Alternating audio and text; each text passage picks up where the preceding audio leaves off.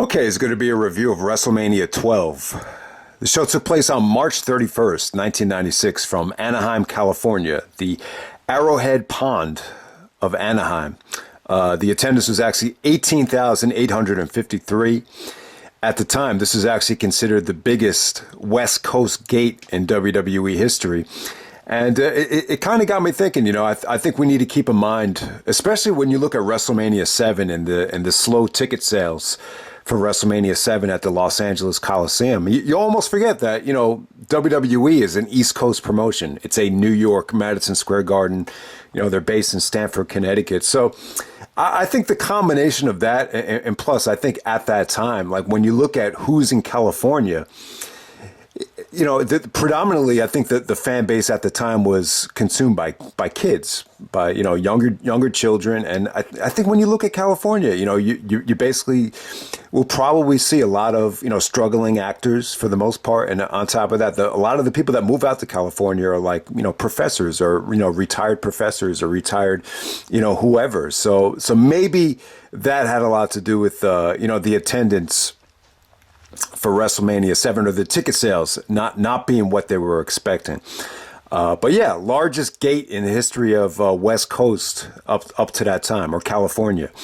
The buy rate was actually 290,000 buys. So yeah, this is still a transitional time for the company in terms of, getting back to where they were. But I would definitely say this. I think when you look at the early stages of 96, I think this is the most momentum that the WWF ever had since, I would say, the build up to SummerSlam 91. These are during the elementary years, and I would definitely say that SummerSlam 91 had a hot build up, but I don't think you saw that much excitement again until, the rumors of Kevin Nash and Scott Hall departing for WCW, and, the Ultimate Warrior returning, and, Shawn Michaels' push, and, the rise of Stone Cold Mankind coming into the company. I believe at the time they had just signed The Rock and he started training. So this is when you look back on it, this is a very, fascinating time for the company, without a doubt.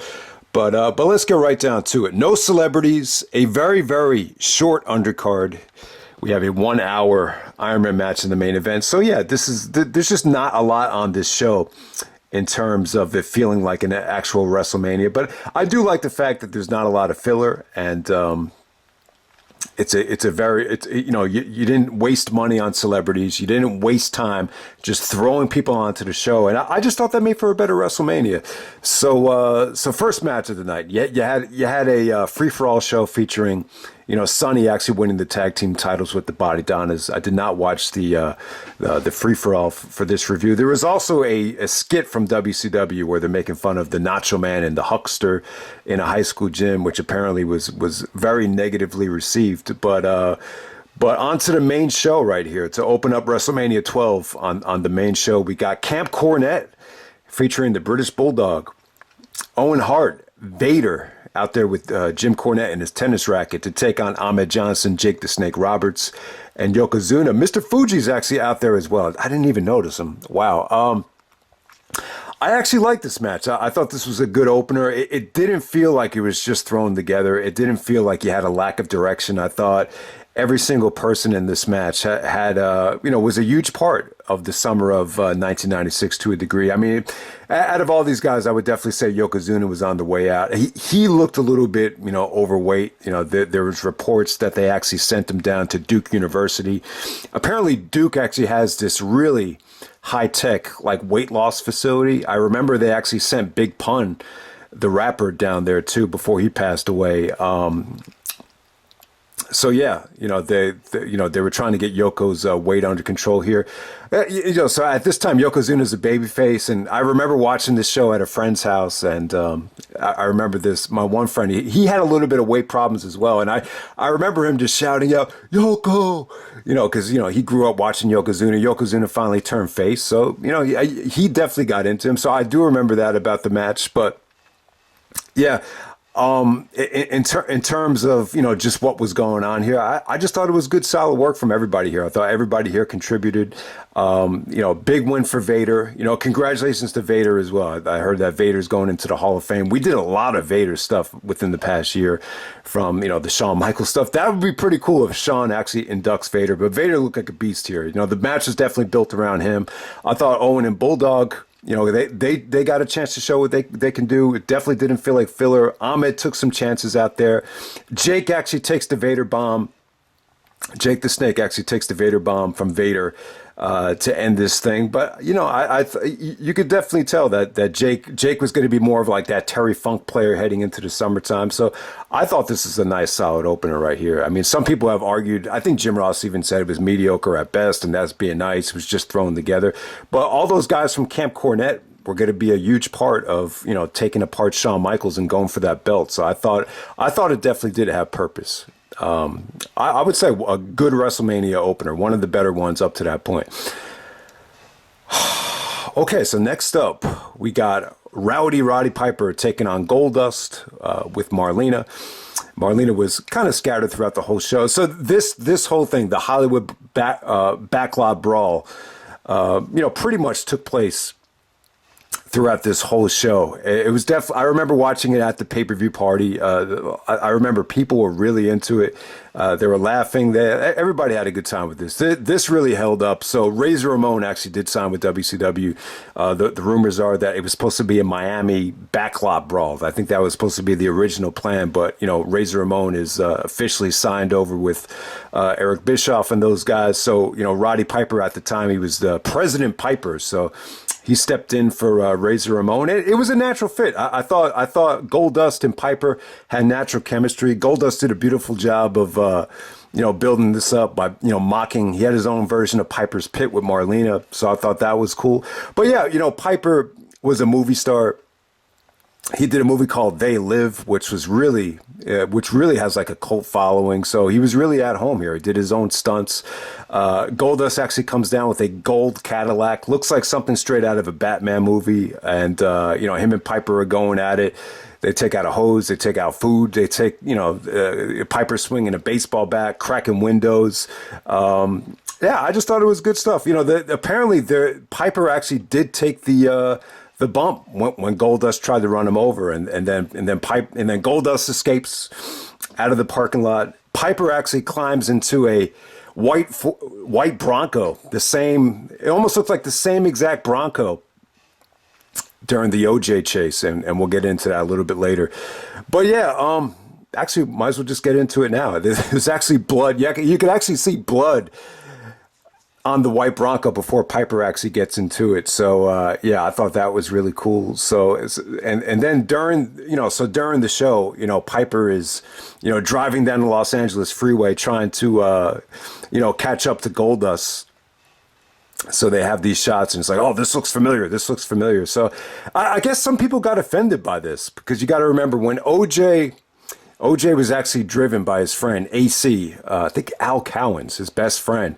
And it was a crazy situation because, OJ was thinking about committing suicide. OJ has stated, it's probably a lot similar to the Benoit situation where he blacked out. He ended up murdering his ex-wife and Ronald Goldman. And, I think he was just going crazy at the time. He was contemplating committing suicide, during the whole, while the police were chasing down that Bronco. So it is a serious situation. But I think if you remember back to that time, the OJ case became such a fiasco, and eventually it kind of became the Furman trial about the racist cop or, cop that used to be racist. And, it became all about him, whether he planted the evidence out of racism and all that crap. So, and then, when you look at the OJ trial, it almost became like the Brady Bunch, like a comedy show. So it almost became a thing where people people at that time, I think they started having fun with OJ jokes. There were so many jokes that came out, like, your waiter will be with you.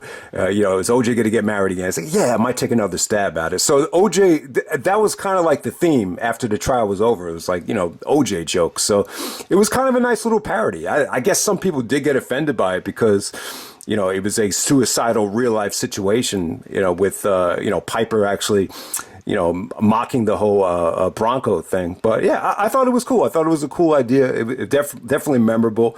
The only thing I didn't like about this Piper Goldust stuff is, during the Austin match, Vince is actually on the phone talking to Piper, and I just thought that took away from the match a little bit. But, I understand they wanted to kind of dramatize it. And then, right before the main event, Piper and Goldust come out to the ring, and he basically strips Goldust down to, the black lingerie and the black thong. And, Piper gets a nice little feel-good moment there. But, yeah, I thought it was fun. Goldust was a huge part of '96. This was just a Piper's last great WrestleMania moment. It was definitely entertainment, and one of the first cinematic, probably the first cinematic match, which they had to heavily rely on these in 2020, as we all know. Okay, so next up we got Stone Cold Steve Austin with Ted DiBiase taking on Savio Vega. Austin actually comes out with the $1 million belt. Okay, with Savio and Austin, I got mixed feelings on it. I thought both guys worked their asses off. Austin's punches were great. It was intense. It was fast-paced. Lots of nice transitions into pinning predicaments.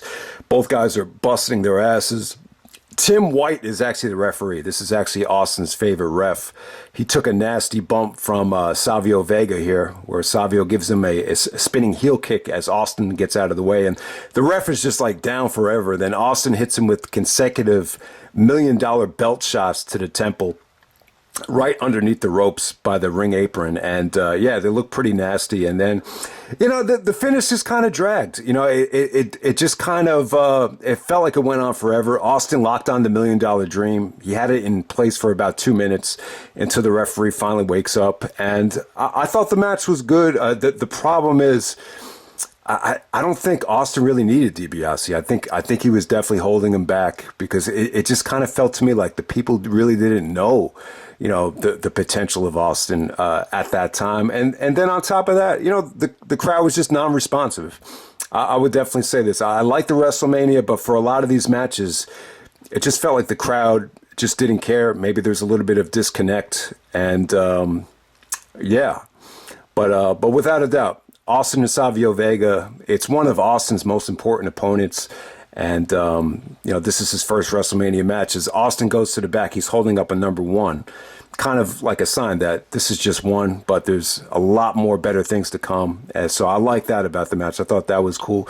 And obviously they would do much better work. I think their Caribbean strap match had a lot better build and was definitely allowed to deliver. It was actually nominated for Match of the Year at the Slammies. So they definitely have better stuff down the road. But I thought the work was good. I just think, crowd reaction-wise, it definitely hurt the match. Okay, so next up, we got the return of the Ultimate Warrior, taking on Hunter Hearst Helmsley, coming out there with Sable. So, yeah, this is crazy. This is the first time you saw Sable, and she comes out with Triple H. So I'm assuming that Sable and Mark Merrow, so they had signed Mark Merrow, and I'm just going to assume that, they were dating at the time, and Sable came with him. Triple H kind of had an escort to the ring a different one every single time. So they saw Sable, and she was definitely unique. She was, very pretty, but at the same time, she stood out.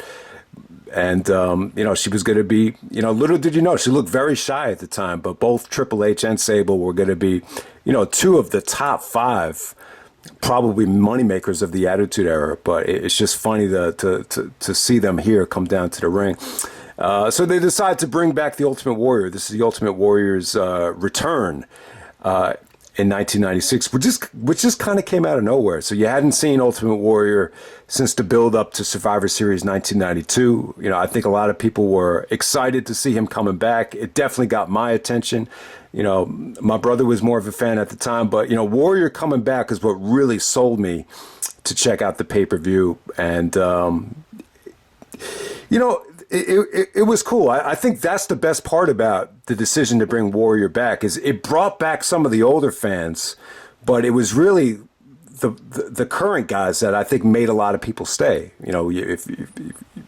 Obviously I was really impressed with the Shawn Michaels and Bret Hart Ironman match, and just the all the other up and coming guys like Austin, all those guys. So yeah, in a lot of ways, I think the Warrior return, that was the silver lining of it. As bad as it went, you got to say that was the best part about it. But Yeah, a lot to talk about here. I mean, the match is really short. It ended up being a squash. The reports are that Ultimate Warrior. It sounds to me like there's a lot of similarities between Warrior and Goldberg, Warrior and Brock, just in terms of, the demands here. So when Warrior got there, he wanted to change the match to more of a squash. And it definitely did make sense, especially, Warrior's cardio wasn't going to be where it was in 1990 or 91 when he took on Hogan or took on Savage. So you definitely understand it from that standpoint. But Triple H said he had a bad experience here. He said Warrior basically acted like a dick, and he no-sold the pedigree and basically squashed him. Couple of clotheslines, couple of shoulder blocks, gorilla press, splash, and it's over with. The only offense Triple H basically hit was the pedigree, and that was it. But what really stands out to me here is that Warrior is the only guy to beat Hulk Hogan and Triple H clean at WrestleMania. Not even The Rock can say that. So that just shows you the power of the Warrior. And give Warrior credit. He got a great reaction out there. I thought the fans popped huge for him.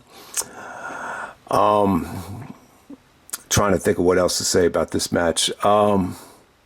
Yeah, but the bottom line was this Ultimate Warrior return in 1996. There was a lot of apprehension about it. Guys like Jim Ross, guys like Bruce Pritchard, they just thought he was going to be a pain in the ass, and that's exactly what it was. It sounds to me like Warrior in '96 was just coming back for selfish reasons. I think he wanted to promote a comic book. He wanted to promote some Warrior hotline. There was a whole bunch of other stuff that came with it. But the difference between Warrior and Brock is when Brock came back, he had proven himself as the UFC champion, proven himself as a, major box office draw. So I will say this, though. Like the one thing I like about one of the most admirable things about Triple H is, obviously they buried the Ultimate Warrior in the self-destruction of the Warrior DVD, and it seemed like him and Triple H were at odds for years. But then all of a sudden, when Triple H was in a position of power, he decided that Ultimate Warrior should have his moment in the Hall of Fame. I just think after it was all said and done,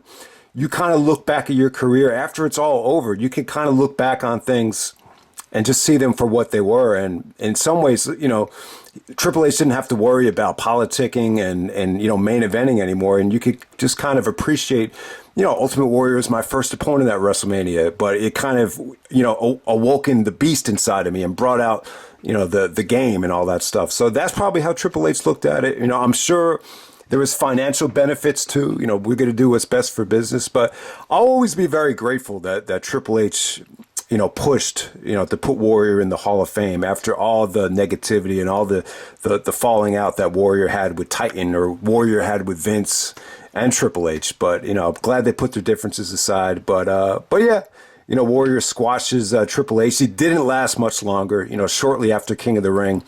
That was pretty much it for the Ultimate Warrior. I can't remember exactly why he left the company that time, but it just seems to me like, he really was kind of a pain in the ass to work with. Okay, so next up we got The Undertaker taking on Diesel. This match is very well built up at the Royal Rumble. So you saw a lot of, disqualification finishes at the Rumble, at the February pay-per-view with, either Diesel interfering or Undertaker interfering in title matches. So you got the two, biggest guys in the company going at it. And it's a cool situation because you got the larger-than-life 7-footers on the outside looking in at the main event. So I thought that was, something different, especially for that time. It was really cool. And the funny thing about Undertaker and Diesel is who knows? I was actually looking back at the WrestleMania 8 card, and I think had Warrior had stayed with the company, there's a good chance Undertaker doesn't turn babyface. And who knows? Maybe Warrior is the first one to beat the streak. At 1-0, who knows? And then at this time, if Diesel is and Kevin Nash, whatever you want to call him, if he's not going to WCW, does Vince, reward Diesel and give him a victory over the Undertaker for putting over Bret? I don't know. I guess we'll never know. But yeah, props to Kevin Nash, man. He put over the Undertaker and Shawn Michaels on the way out. Apparently, Diesel was kind of bickering about the lack of promotion the match got, the day of the show. But But overall, I thought this was a good experience. I think at that time, this was probably the Undertaker's best match at WrestleMania. It was definitely the most well built, and you know, for what they were able to do out there, for two bigger guys, you could definitely tell Taker was, motivated by the fact that he wasn't main eventing WrestleMania. I think he saw the changing of the guard as far as athleticism goes. So I thought Taker looked good out there. Diesel, Kevin Nash was being a little bit more cocky, basically dominated the match. He gave Taker multiple jackknifes. And lots of trash talking from Diesel, and it kind of bit him in the ass. And then Taker actually grabs Diesel by the throat. That's where it pretty much turns around from there. But yeah, I thought Taker looked good. He busted out a lariat off the top rope, a lot of different choke slams, and then he basically sets Diesel up for the variation of the tombstone to put him away. Yeah, so good ending. I think the match could have been better. It looked a little bit lethargic and sluggish at times, but yeah, from what I've seen, as long as Diesel is in the ring, Kevin Nash is in the ring with a solid worker, I think he could get something really good out of him. I just think the problem with Kevin Nash is when you ask him to carry guys like British Bulldog or Mabel to a good match, that's where you run into trouble. But yeah, I think Diesel was in good hands as long as he was in the ring with obviously Bret, Shawn, and even Undertaker to a degree. But yeah, I think the match is a little bit underrated. Meltzer stated it was good considering who was involved. 2.25 stars. I think that's being a little bit harsh. I think it's at least a 3-star match. So good stuff there. And then the main event for the 60-minute Iron Man match for the WWF Championship. You guys know I'm a big fan of it. It's more steak than sizzle. I love the fact that this is Vince really kind of going away from the WrestleMania theme and letting these guys wrestle a 1-hour Iron Man match. I think the funny thing about Vince is he really does sacrifice his personal tastes for for business a lot of times. And, one time he actually came out and said that he's, he basically shitted on the Ultimate Warrior Hogan match. Oh, that's not really a wrestling match. Like, I'm more of a fan of Chris Benoit. It's like, who would have thought that? But, the bottom line is Vince is actually a huge fan of wrestling. He loves to watch the artists at work. And, I think, this is a great situation where you put the celebrities aside and you let the two greatest of all time. I'm going to say Shawn and Bret, in my opinion, they're the two greatest of all time within the parameters of the WWE. Like, if you're going to ask me who's my favorite wrestler of all time, I'll probably say Chris Benoit, maybe even Kurt Angle. But I just feel like Shawn and Bret really adapted to the WWE style, and you got a combination of both from Shawn and Bret. So, yeah, that's why this is my favorite WrestleMania match of all time. But, I've talked about the match so many times. I had it at number 1, top WrestleMania matches, top Iron Man matches. I mean, there's really not a lot I could say about it. But I did write some notes for this review. Usually I'll never, write out notes. But there's just a couple of different things that I never touched on that I just want to quickly touch on. I'm just going to keep this really short. But some of the complaints that people have, according to Meltzer, according to a lot of different people. All right, so the crowd leaving during the actual match, that's a problem I think you're going to get every single WrestleMania. I remember, you could clearly see a lot of people leaving before Angle and Lesnar at WrestleMania 19. Now, for this WrestleMania, it's kind of on the short side. Besides the Iron Man match, there's not a lot here, so you would expect them to stay. But you can never say that that's, those are personal issues if someone's leaving early. So you can't really, I don't think you could ever blame that on the two guys in the main event. All right, one of the biggest criticisms about the show is Jerry Lawler on commentary. So they thought it was a bad decision to put Jerry on commentary because of the bad history with Bret, the well-documented feud, and the fact that Jerry was actually more pro-Bret hurt the match. I thought Lawler was good here. I really thought Lawler kind of called it like he saw it, and he did a great job of illustrating how, Bret's punches have more effectiveness than Shawn's as the match is progressing. So I just thought Lawler was good. And plus, I did actually watch the Raw the very next night, and they were actually building up to a Jerry Lawler Shawn Michaels title match on Raw to set up the Diesel match at the In Your House. So If you notice that, Jerry was a little bit anti-Shawn during the match, maybe that had a little bit to do with it. All right, so one of the other gripes is it didn't need to be an Iron Man match. I thought it did. This was actually a Pat Patterson call. I just thought it felt unique at the time. I think with the Iron Man stipulation, you really satisfy Bret. It makes Bret look strong. It makes it look like, Shawn couldn't beat Bret within the hour. So I think that's the reason for it. Plus, Michaels really wanted to go an hour, and I think it's cool that they let him go an hour. The fact that Michaels wanted to go out there in the main event for that long and show what he can do, and WrestleMania in the past has always been littered with like short matches with crappy finishes. So I love the fact that it was an hour, and I also want to point out that Michaels being cool with the actual draw. I think he gets points for that too, because Michaels could have easily been a prick and said, I need to win, definitively. And he never really, it seemed to me like that. The fact that it went into a overtime never really bothered Michaels. Obviously Shawn tells Hebner to, tell Bret to get the fuck out of the ring. I just listened to the podcast with JR and Paul Bromwell, and it's being reported now that Shawn actually said, tell that piece of shit to get out of the ring. So if Shawn called Bret a piece of shit, he was wrong for that. But to my recollection, this is all part of, they talked about this in the Greatest Rivalries interview, how, Bret and Shawn wanted to plant the seeds that there was legit, heat between them. But, I've heard at times that Bret did say that he felt really disrespected by Shawn. He actually hears Shawn say, tell him to get the fuck out of the ring so I could have my moment. And who knows, maybe that is accurate, because, you got to get that celebration in there before the pay-per-view feed goes off the air. All right, one of the other gripes is the overtime might have been a little bit too quick. That was actually my personal gripe with it, is if you're going to do an overtime, maybe have it go about maybe 5 minutes. I think 2 minutes is a little bit too short. It seemed like the super kicks kind of came a little bit too early, but when you watch it back, I think, the match had been so long. And by the way, this is the longest match in WWE history not involving a Royal Rumble, I believe. I believe that's still accurate. So yeah, I mean, I guess you just got to get the finish in there. You're rushed for time, and at the same time, I think the crowd was starting to kind of fade a little bit. So you kind of had to do it within the first couple of minutes. I get that.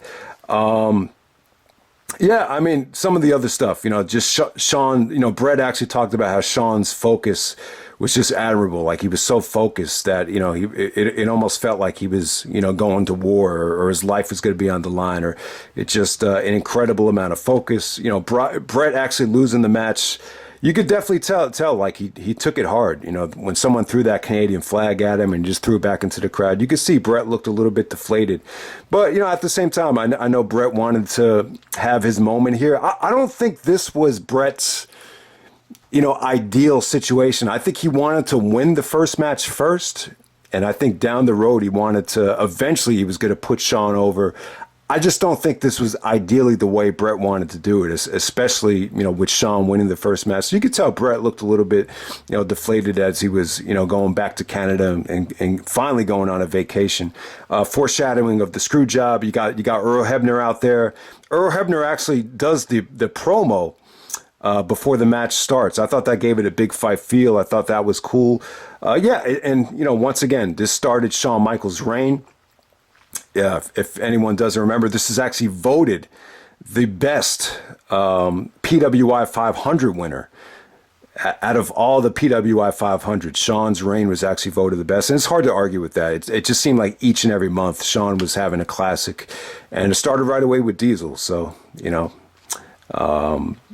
CM Punk stated, kind of used Shawn Michaels and Bret Hart for the ideal. Like when CM Punk was in WWE, he felt like WWE should have treated Punk and Bryan the same way WWE treated Bret and Shawn. So yeah, I would agree with that. I think that's accurate. And in many ways, I still look at Shawn and Bret like it's the two greatest of all time in the WWE. And, obviously the ideal way to, keep two stars separated and have them clash at WrestleMania. I would definitely agree with that.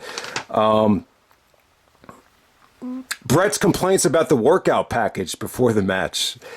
I don't know. I really don't know what to say about this. You know, they went to Bret's house in Calgary, and they showed him running on the ice. They showed him getting stretched out by Stu. The only way to say it is if Bret knew they were going to use this footage, you know, for a Rocky IV like, you know, promotional workout package, you know, maybe just do better stuff or show better stuff. Yeah, well, like when they show Shawn, you know, he's running upstairs, he's doing the upside down, you know, pull-ups, and yeah, the Shawn stuff actually looks a lot better in the package.